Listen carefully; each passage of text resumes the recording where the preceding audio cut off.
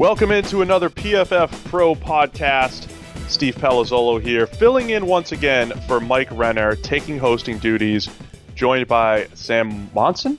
Yeah. We've already started. How do I pronounce your name, Sam? Yeah, that'll do. That's an easier name. We're going to get to trickier ones later on. We had a request on Twitter this week because apparently Steve is so bad at pronouncing names. That's me. I'm so bad at pronouncing names that we want to turn it into an entire segment. We will get to that, but this is our early in the week PFF Pro podcast. We'll hit some of the news. We'll hit Sam's, what'd you call it, the Rookie of the Year top candidates piece, and I'll pick that one apart for a little bit, and we'll just go around the NFL. So let's start with the news of the weekend. I think the biggest news of the weekend in the NFL in May. You know, it's early May, so there's not a ton of stuff.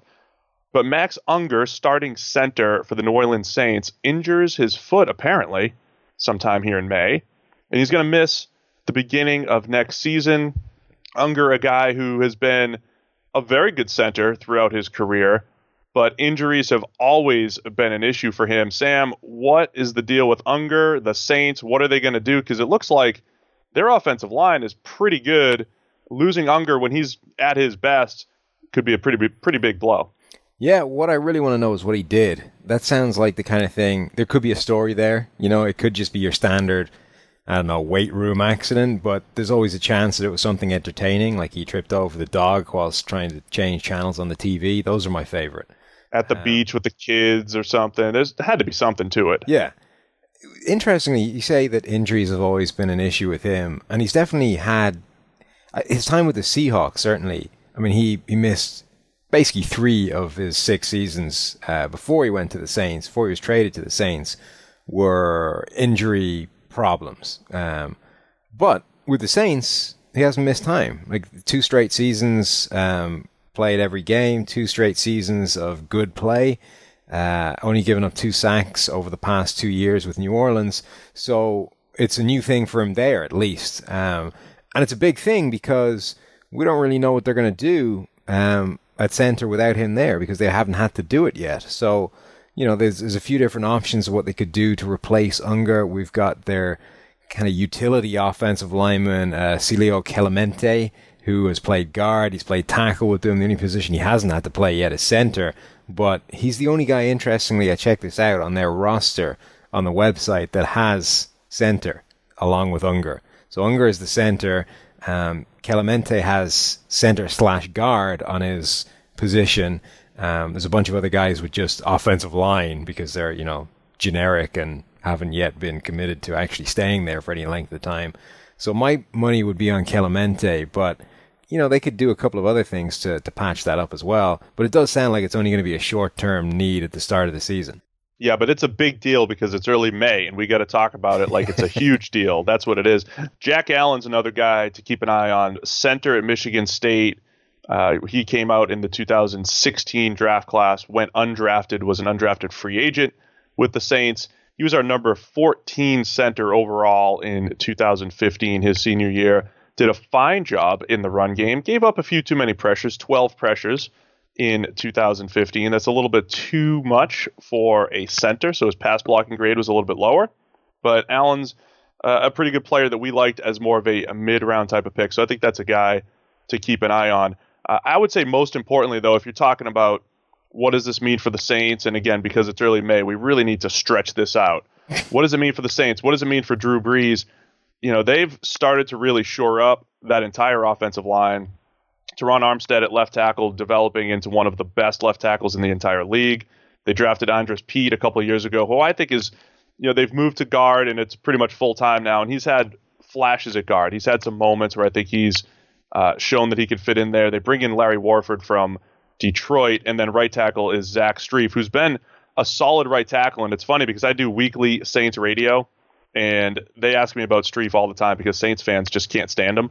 And my answer is always, you need to see the rest of the right tackles in the league before you criticize Strief. Yeah, he'll give up a few sacks here and there. He'll give up a few pressures, but he's still better than most right tackles in the league. And then, of course, they drafted Ryan Ramczyk in the first round to eventually take Strief's spot. So I think they're really building the line, and I think the storyline is always the interior of the line protecting Drew Brees because he's shorter. He likes to stand on his toes and see over the line, and he always needs room to operate. So if anything, losing a guy like Unger, who's solid in the run game, very good in pass protection, maybe that does have an effect early in the season because you need Pete, Unger, Warford. You need that interior to really create a clean pocket for Breeze. Yeah, I don't think it's going to make a big difference because it doesn't sound like it's a long-term thing. I think the biggest issue is if it becomes one of those injuries that lingers and stays with him, and even when he gets on the field, it's something that affects him over the course of the season. That, I think, is the biggest way this could be a problem because he's had seasons like that in the past for the Seahawks. 2013, I think, was one of those where he played the majority of the season, but not often healthy. And, a subpar Max Unger was not nearly the same guy and was a much bigger problem, usually from a run game standpoint, more than pass protection. So I think even in terms of protecting Drew Brees, I think he'll be okay. It's a case of if that robs him of his movement skills and his power and the ability to dominate in the run game the way he has been able to in the past, that's where I think it could be a bit of a problem. Unger, one of the top pass blocking centers, using the PFF signature stat, pass blocking efficiency, a number you can see over on ProFootballFocus.com right now. And sticking with early May offensive line discussion, the Dallas Cowboys, arguably the best offensive line in the entire league last year. Where'd you have them finished? I think we had Tennessee number 1. Was Dallas number 2 at the end of last season, Sam? I think they were. The top 5 was Tennessee, Dallas, Pittsburgh, Green Bay, and Oakland, and I think it might have been in that order.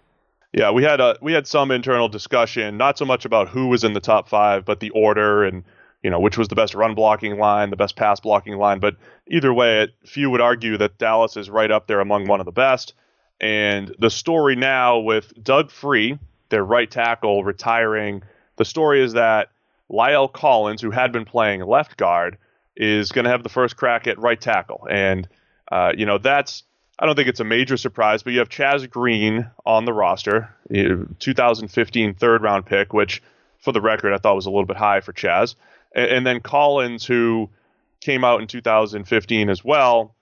Of course, he was going to be probably a first-round pick, goes undrafted because of the last-minute, whatever the potential charges were going to be against him. He was involved in some murderous type of situation, reportedly.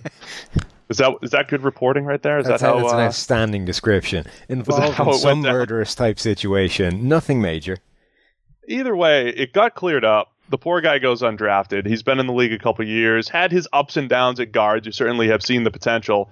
But he was one of our top-graded left tackles in 2014, the first year that we did college data. Only gave up 4 pressures that entire season.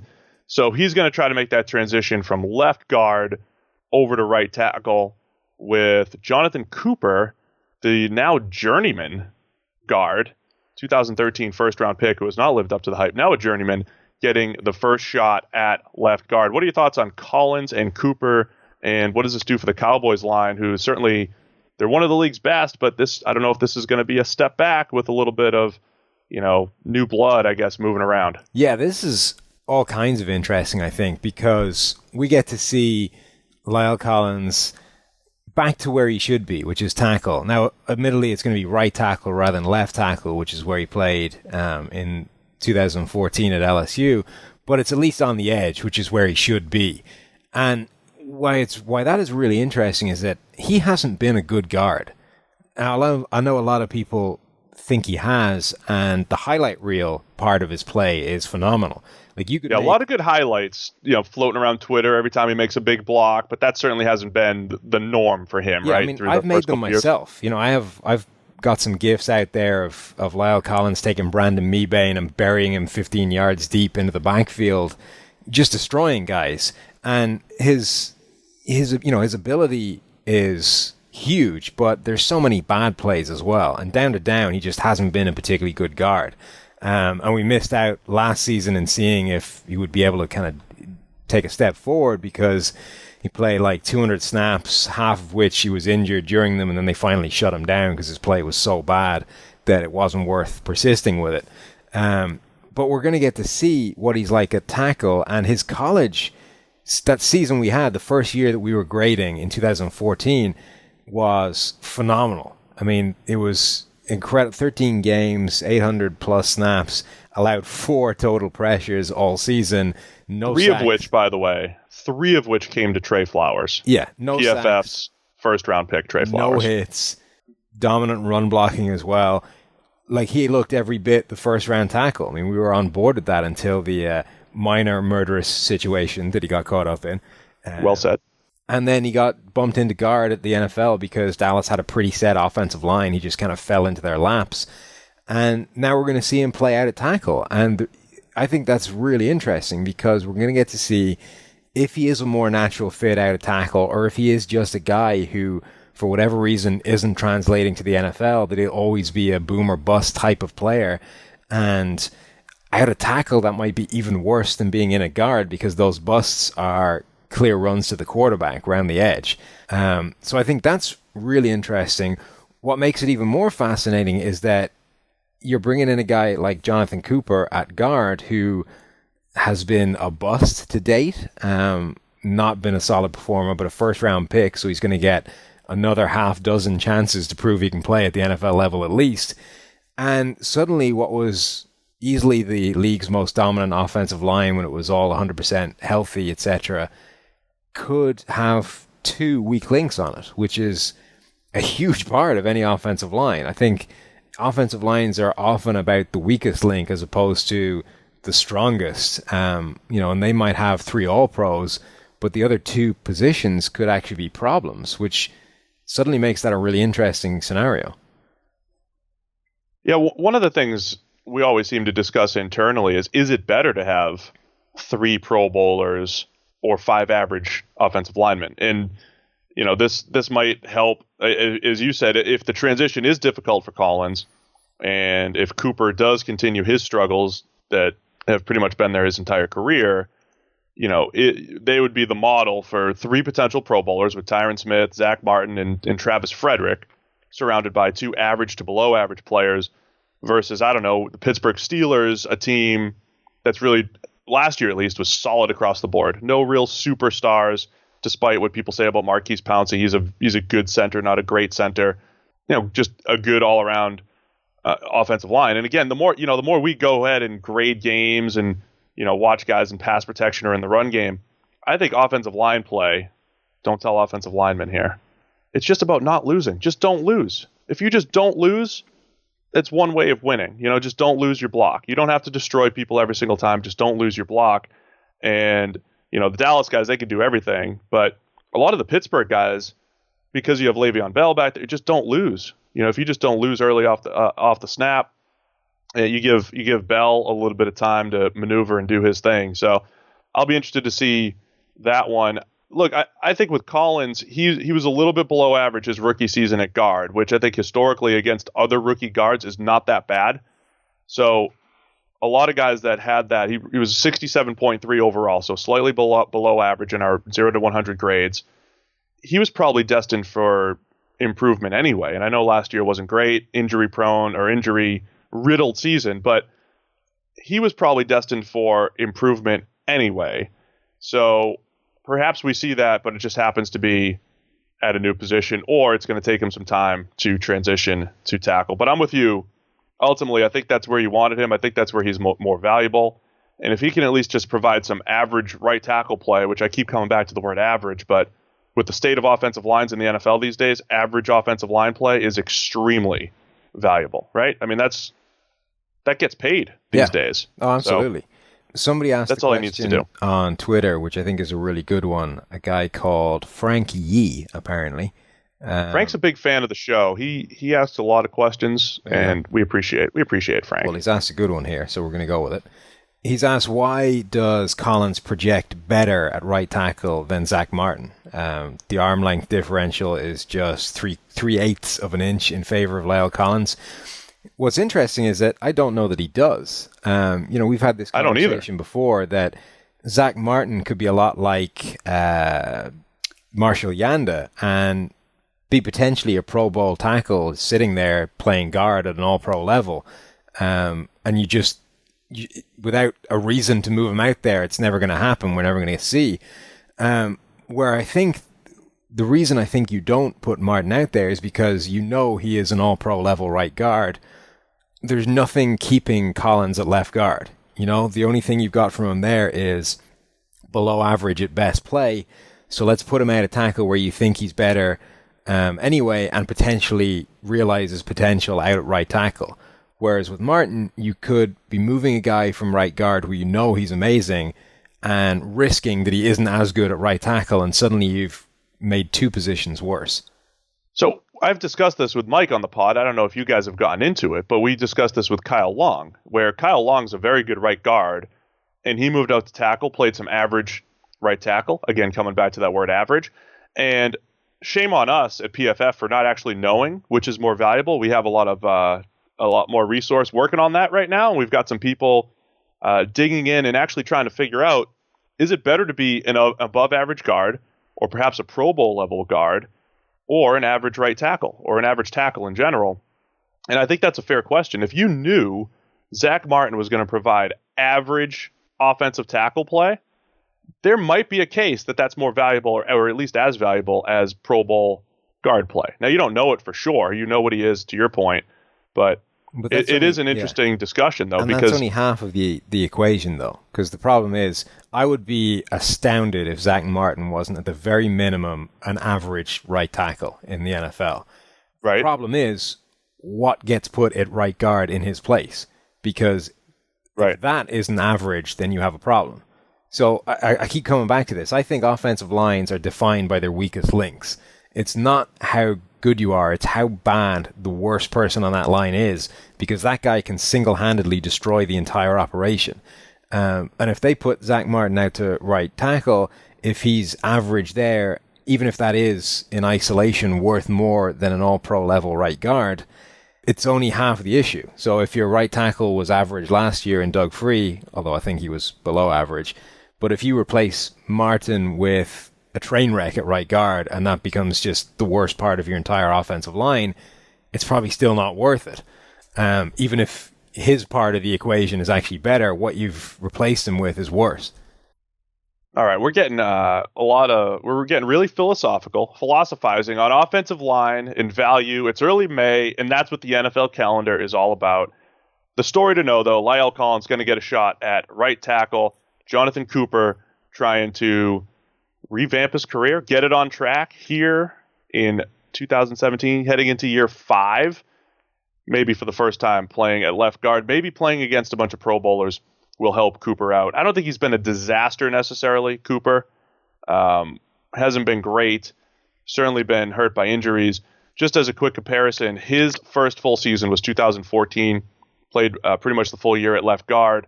La'el Collins played left guard for his full rookie season. Collins graded at 67.3 in our 0 to 100. Cooper 52.9. So even Collins at guard has played better guard than Cooper when healthy, or at least at the same point in their career, just for some perspective. But let's move on. Is now on to his 4th team in 12 months, essentially, which is not a good thing, really. Because he was a first-round pick, I mean, that's a big part of it, right? Because teams are just like, all right. Well, that's why there was some talent there. He was probably high on their draft boards back in 2013 at some point anyway. Let's see what he's got, right? That's why it's what's going on. The 4th team in 12 months, and B, why the 4th team is saying you get first crack at starting. If he was, I mean, literally, if you take the first-round pick out of his resume and just say, this is what he's done in the NFL, you would be considered an idiot for saying you get the first shot at starting. Like, literally, there's no possible NFL reason that this guy should be starting. It's literally just the fact that you have invested previous kind of groundwork, draft prep in this guy, and that draft prep said he was a top 10 pick back in 2013. So we don't want to act like that's wrong. And maybe this is his year, Sam. It's all going to come together for Jonathan Cooper is basically the new Davin Joseph. Oh, Davin. The early years of PFF. By the way, that's a little hint into the future. We're going to be doing a little there you go. History of PFF, a little bit of, backstory. I think some personal stories and some company-wide stories. And there's some interesting stuff that'll come out of it. Maybe Davin Joseph's name will come up because I feel like he was one of the first real PFF Twitter beefs, right? Going head to head with those who thought that Davin Joseph was great in our grading, which said, not so much. Yeah, Davin Joseph is the classic former first round pick who starts, therefore is a Pro Bowl caliber player. And I don't think Davin Joseph was ever close to being a Pro Bowl caliber player. Yeah, but he had some highlight reel blocks. Also dreadlocks. JR Sweezy style. Yeah, you've got some flying dreadlocks. It always looks like you're playing hard. That also helps too. I've been told by NFL players that they genuinely think that that's a thing. That if a guy has long hair or dreadlocks, it makes him stand out on the line, and people assume that's a good thing. You notice. Oh, I believe it. You notice him when he does something, therefore he's playing well. I believe it. I absolutely believe it. I want to move on to the reason why we're really here, and it's so I could trash your Rookie of the Year candidates piece. Can you give me a little background? It's at profootballfocus.com. And let me know, what were you trying to do here? What was your thought process here? And give me some of the names that you highlighted in this piece. That's the thing. I get asked to do this piece every year, and every single time I start to write it, I'm never quite sure which way I should go with this, and I end up kind of in the middle. So I'm never sure whether I should say the players that we think will end up grading the best at PFF, which is what we, believe is playing the best, if you like. So which guys are actually going to play well in their rookie years, or which guys are most likely to win the regular Rookie of the Year awards, which is all down to stats and PR and whether you got interceptions and sacks attached to your name. And if QB wins if you're a quarterback. So you went with a hybrid approach, of course. Exactly, yeah. I end up confusing myself and basically doing both at the same time. But I think I've got a good mix. I think I've got a good selection of players that will tick either category. So offensive player of the year, or offensive rookie of the year, sorry. I've gone with three players on either side of the ball. The offensive side, I think Deshaun Watson has the best chance, purely because I think he's the only one of those top four quarterbacks that's going to start early. And I think he has the ability to make some things happen on a Texans team that's very talented, made the playoffs with a train wreck at quarterback. He would have to really struggle to be worse than Brock Osweiler was last year. And I think he has the ability to do a lot more. We've seen him in big situations, the national championship game, some amazing work with his legs as well outside of the offensive scheme when the offensive line wasn't blocking particularly well. I think he's the kind of guy that could have some signature games in there, win a lot of games, and put up good enough numbers that you don't say, he has literally nothing to do with his success. So this would be like a 2006 Vince Young Rookie of the Year award. Yeah. That's the first guy that comes to mind. He just kind of jumped onto a good team. Yeah. Had an okay season. They won a lot of games. He's Rookie of the Year. Yeah, and he has a couple of signature games in there, a couple of signature drives, where you say, okay, he's just won them that game. It's outstanding. There's the college Vince again. It'll be the same deal with Deshaun Watson. So I think he's got a pretty good shot at doing that. My issue with Watson is I think his weaknesses in college, or the things that we had the biggest questions about in college, are his ability to, be able to work full field reads, and some of his pocket maneuverability and pocket feel. And now you've got this pretty tough system for him to master, Bill O'Brien's system from the Patriots tree, and it's a lot of full field reads. It's a lot of stuff that he hasn't done yet. Now, it's not that he can't do it. I just think it'll take some time. But to your point, he also steps into a system or a team that has a great defense. It's getting J.J. Watt back. They already made the playoffs with some of the worst quarterback play in the NFL last year. So, yeah, it could be what. Just to look at Vince Young's Rookie of the Year stats, by the way, not that stats are everything, because we did grade the season too, but just statistically. Stats loser. I know. 51% completions, 12 touchdowns, 13 interceptions, passer rating of 66.7 in 2006. Yeah, I think you can beat that. Put it that way. So it's not like he blew the doors off. He did have four fourth quarter comebacks, 5 game-winning drives. So he had those moments that you said you basically described Deshaun Watson's going to have 2006 Vince Young rookie season. Yeah, and I think he'll do better than that statistically. So again, I'm just adding to his case right now. Well, I would hope so. The NFL is a little bit more conducive. You just, Yeah. throw 58 more bubble screens in there, and all of a sudden you're not completing 51% anymore. So, okay, I don't hate it. He would not be my top choice. All of these quarterbacks, I feel like all of these quarterbacks need some time. Watson maybe needs the most time given the situation in Houston. But he's not going to get just as far as he's the one guy that's going to get thrown in there day one. No, I get it. I like your number 2 pick a little bit better when it comes to the offense. I like number 3 even better, but I like number 2 better than number 1. Who's number 2 here? See, I've got logic working on this. I thought this out. Dalvin Cook has changed the Minnesota Vikings game plan entirely. They brought in Latavius Murray in free agency. They were going to look at running backs in the draft, not go overboard. They've got a starter. They've got Jerick McKinnon on the bench. They've got, they're capable in the backfield. Then Dalvin Cook starts to slide, and suddenly we're throwing that game plan out the window, and we're changing things because Dalvin Cook is a game-breaking, game-changing, dynamic backfield weapon, and they have just added a 21st century running back for an offense that hasn't had a 21st century running back since before Adrian Peterson, ironically. Adrian Peterson. Do you hate Adrian Peterson? I really you always don't. seem to refer back to his only being a 2-down running back. I don't hate Adrian Peterson. I think Adrian Peterson, at his best, was an absolutely phenomenal ball carrier, one of the best ball carriers that has ever played the game.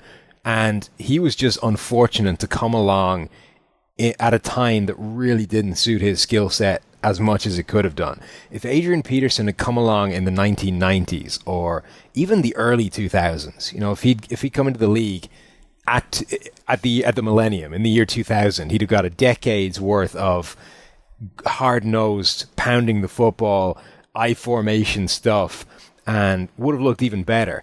What I disliked about Adrian Peterson was particularly the last few years of his career, where the league was moving ever more away from that into this pass-oriented, spread offense, hybrid kind of system to try and kind of ease the transition of college players who are all playing in spread systems.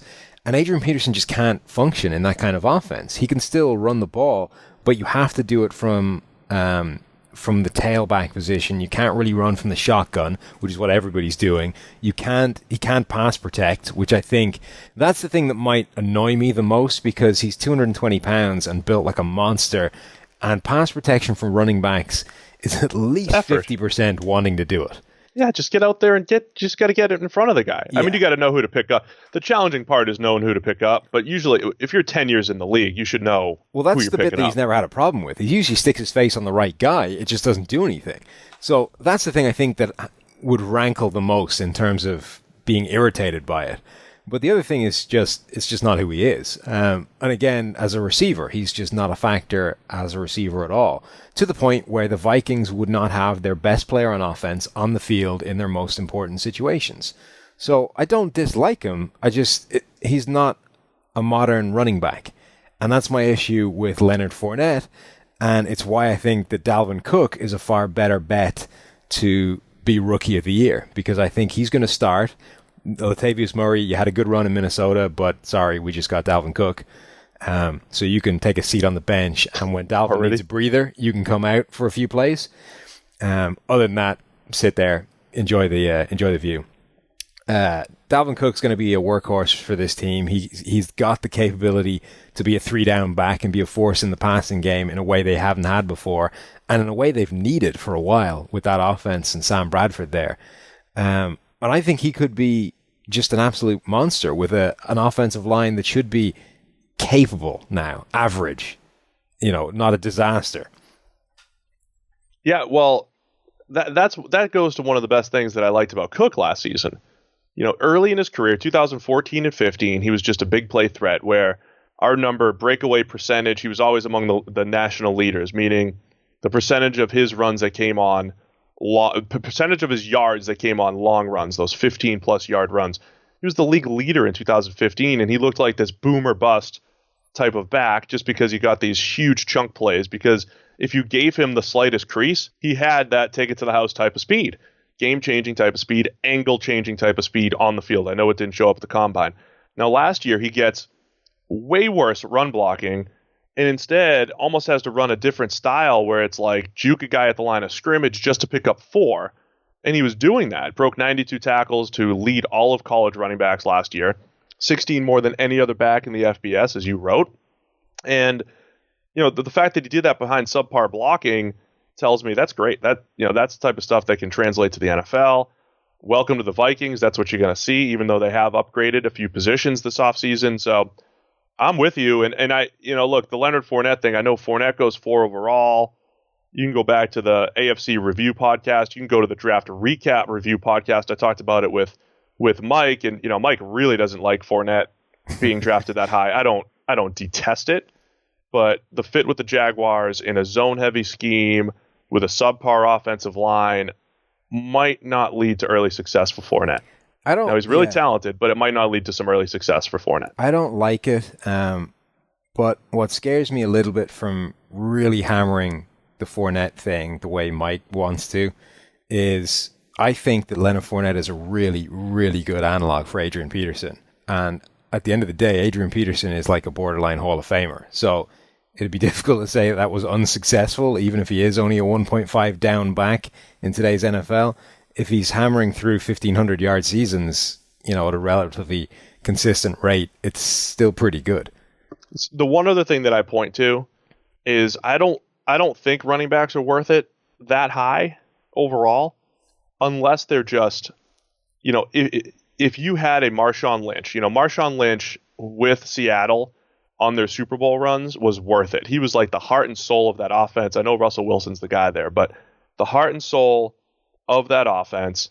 And, he was the guy that kind of, brought the attitude, made up for a bad offensive line. And if you do have, and Le'Veon Bell's the guy that I think would be worth, there are a few guys that are worth it. I don't know if Fournette's worth it, but he could be that guy that maybe brings some attitude, that power running attack to Jacksonville. But I like Dalvin. I like Dalvin as your number 2 option. Your number 3 option, the guy that I said was going to be a top 10 all-time receiver in receptions by the time it's all said and done. That was before he got drafted by the Titans. Damn. Did you hear that bold take? I did. Mike asked for some bold takes, so I went really bold. That was before I even knew where he landed. Now I might say top 5 now that he's in Tennessee. Mariota's going to be this high-volume passer in a couple years. He'll get away from this power run. I love this fit for immediate success as well. Because so Corey Davis to Tennessee. Yeah. Tell us why. The Titans have been desperate for an impact receiver for a couple of years now. So desperate, in fact, that they were prepared to put a 5th-round rookie last season in Tajay Sharp. Not just out there starting, but he saw 77 targets last year. I mean, they were throwing the ball to Tajay Sharp, desperately hoping that he was what he obviously threatened to be at times in training camp and be this impact receiver that they needed him to be.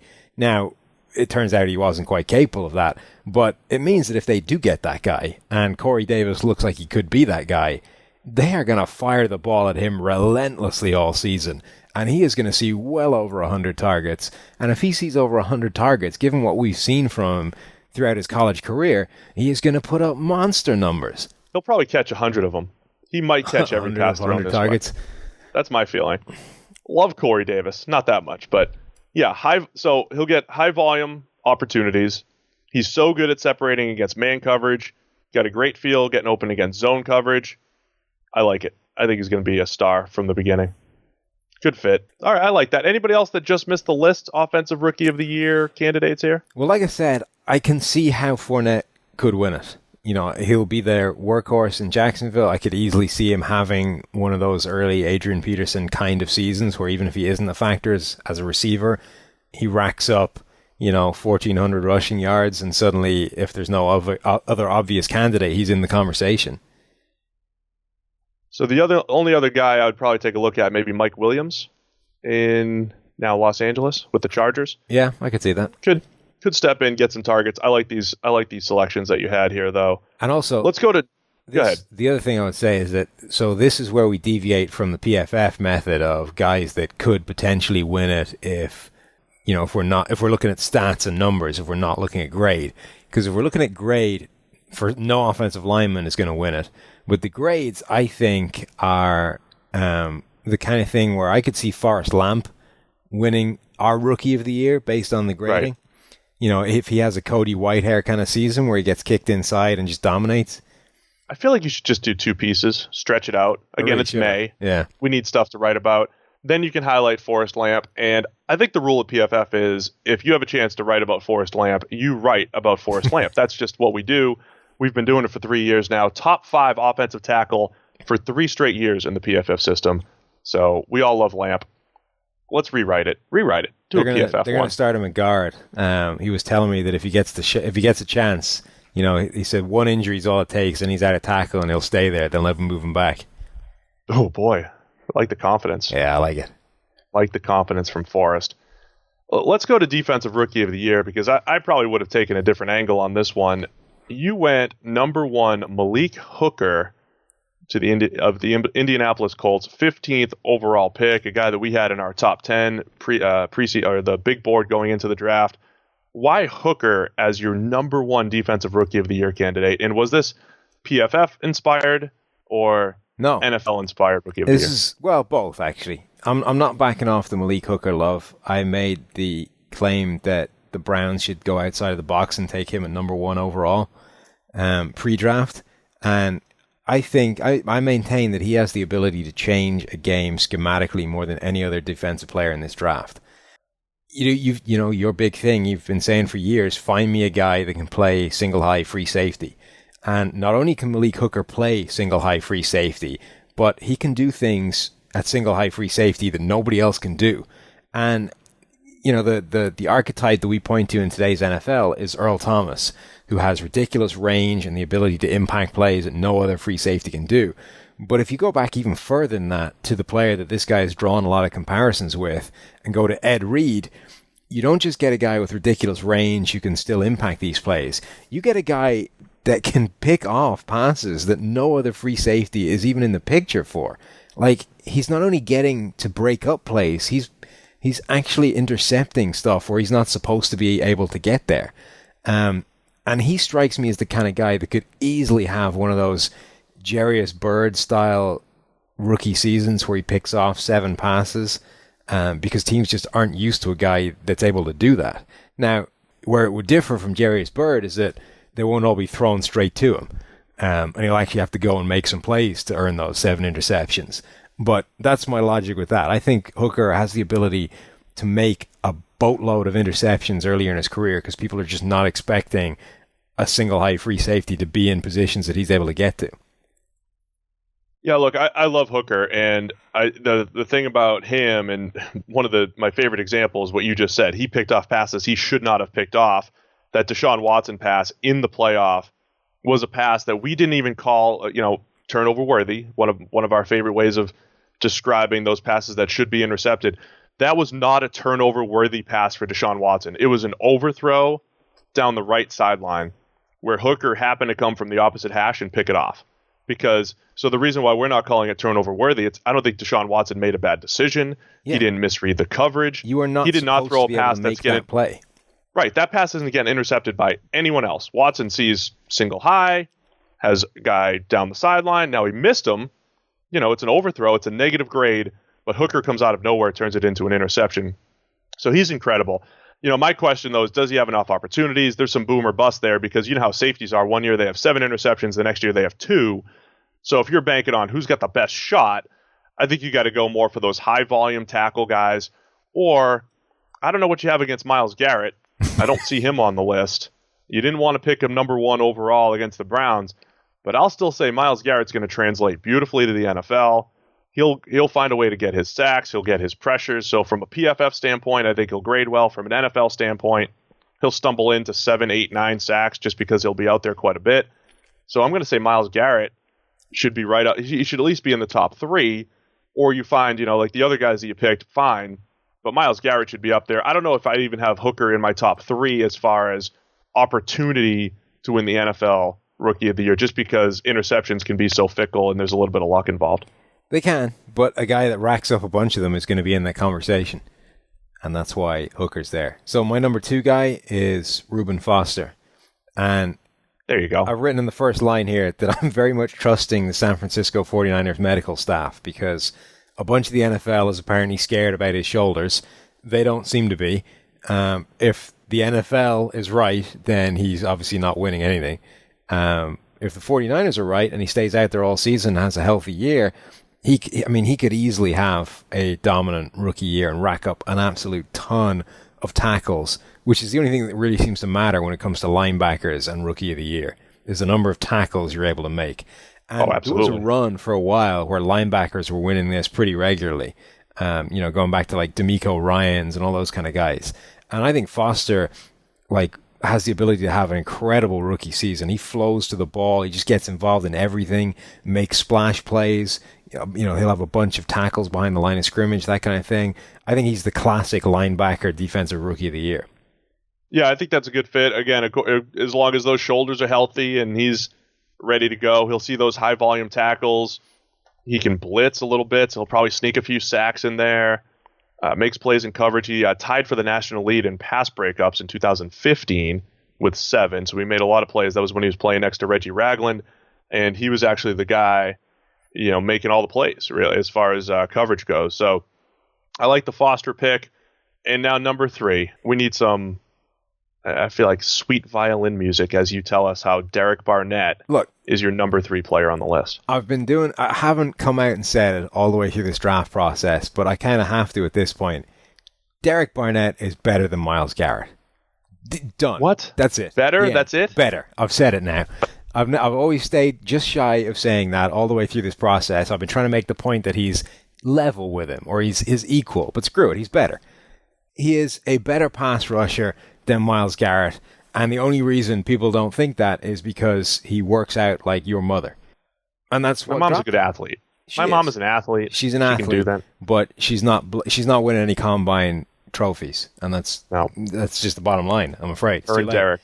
And that's the only issue. This guy broke Reggie White's record at Tennessee. I've heard. When you're breaking a record that belonged to Reggie White, you're doing something pretty good. It's like Christian McCaffrey broke Barry Sanders' record, and not Barry Sanders Jr., the real one, the one that is the greatest running back to ever play the game. Sorry, Barry Sanders Jr. couldn't even see the field because of McCaffrey. Yes. I love how you've gone full, instead of PFF and analytics, you just went straight up. No, he broke this awesome guy's record. That's it.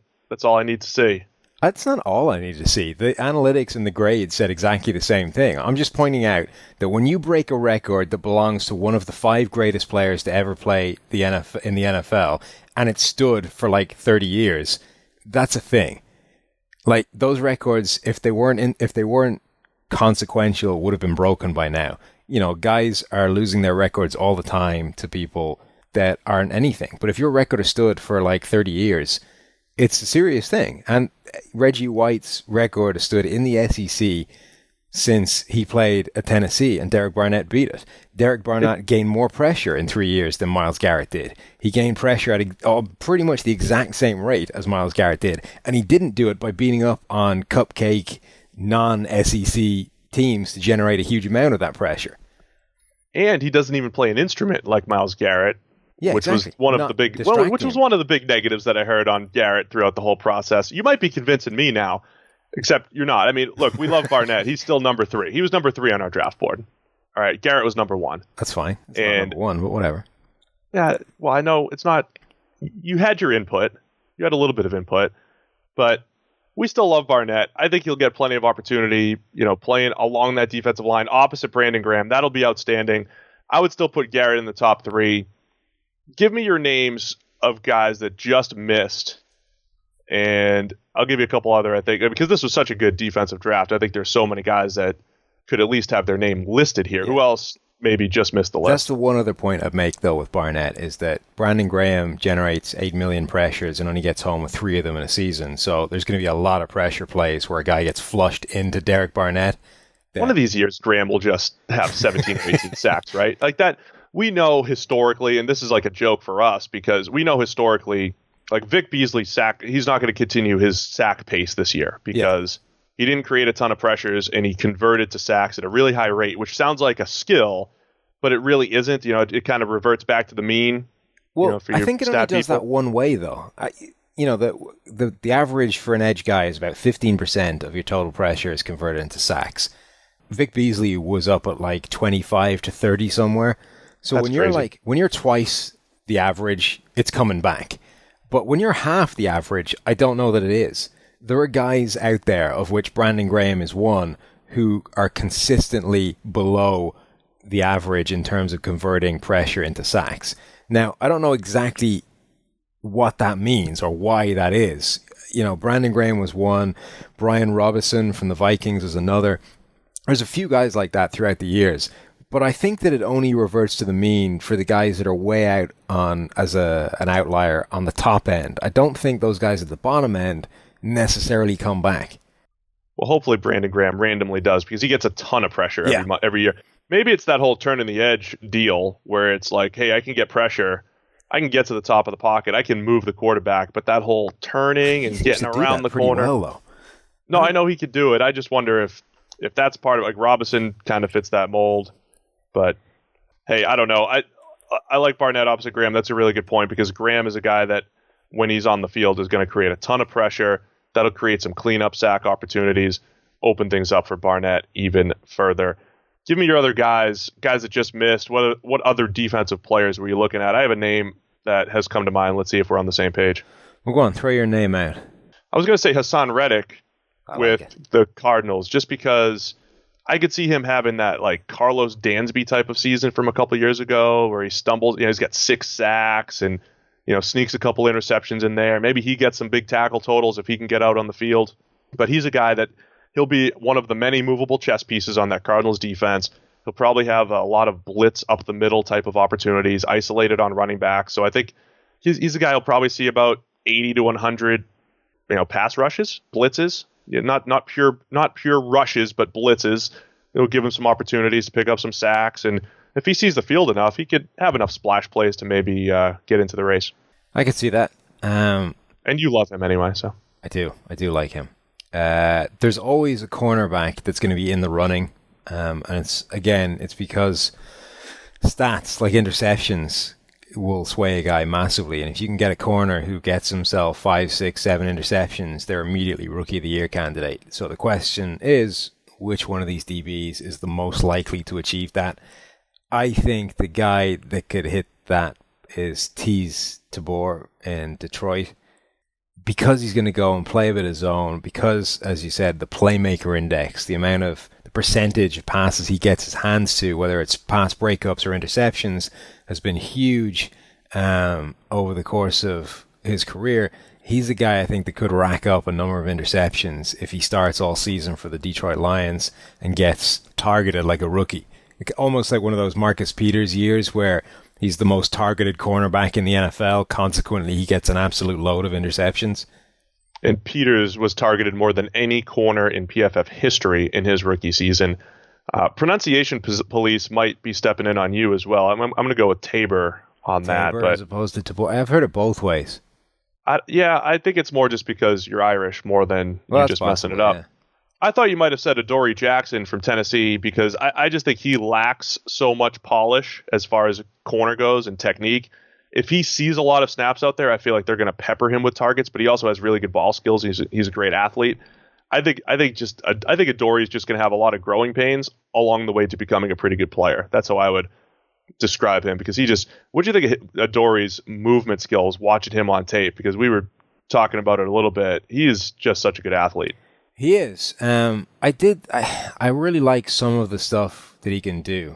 I immediately see Mike Mayock, I think, for a long time had him as one of the best cornerbacks in the entire draft. He was way higher on him than other people. And apparently, at least the team that he went to was higher as well, Tennessee, than a lot of people had him, second round guy.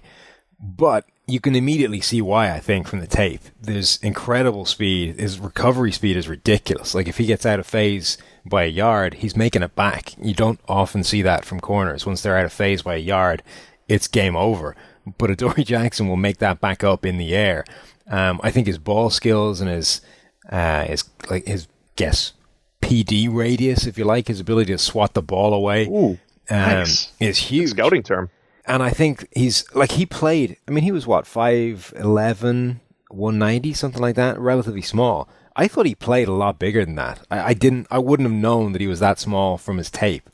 I think he does get a bit too upright sometimes, and he can have really good change of direction skills, but when he gets too upright, it kind of loses that and shakes all that to bits. And that's a technique thing that he'll be able to fix going forward, I think. But so I think his ability to change direction is phenomenal, but sometimes it doesn't happen because he just gets sloppy with his technique.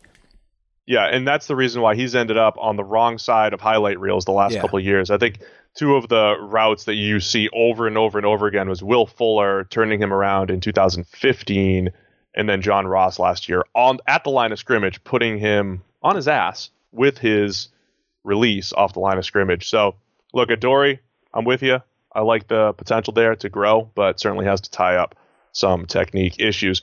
All right, Sam, it wasn't a bad piece. You did a good job with it. I still think there could be one to give the offensive line some love, give Forrest Lamp some love, do one from a PFF-centric look. Who could be the top PFF rookies of the year given their situation and what we know about them as players? We have one more segment we want to add to this, it was inspired by someone on Twitter. We'll have to dig through and pull out the name because we appreciate the request. Given my issues sometimes with pronunciation, do you want to explain who I've mispronounced through the last couple of years, Sam? Yeah, this isn't just a you thing. I mean, obviously, we both conspired to make a hash out of old Ethan, as we should call him from now on. Out of Ethan's name, the last pod. So you say. I'm not buying that. Ethan's name was obviously quite tricky. We made a mess of that. PFF, the center that went to the Seattle Seahawks, just to clarify. Go, yeah. Ethan, as we call him. PFF seems to have quite a long and storied history of butchering people's names. Neil Hornsby is quite the maestro at it. But Steve has a pretty impressive history in and of himself. During the draft process 2 years ago, last year, which one was it? I think it was, 2015, 2 years ago. While Clive Walford was coming out, Steve takes a look at his name and was asking, do you pronounce that Clive or Cleve? So obviously much mocking ensued from that. Feels like a fair question before you're going on the air, just to clear it up. Yeah, I would think most people would have that level of knowledge before they went on the air, but whatever. We got it cleared up.